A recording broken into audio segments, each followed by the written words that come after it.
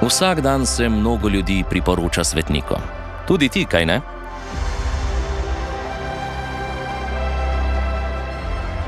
V začetku prejšnjega stoletja je v kolumbijski Bogoti salezijanec Giovanni Rizzo dobil težko nalogo: zbrati denar za cerkev med revnimi ljudmi. Namesto k ljudem se je v molitvi popolnoma izročil detetu Jezusu.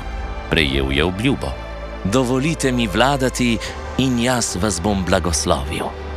Cerkev je bila zgrajena, čudeži pa se od takrat niso ustavili. Danes k kipcu romajo in molijo mnogi, tako kot par, ki mnogo let ni mogel imeti otrok.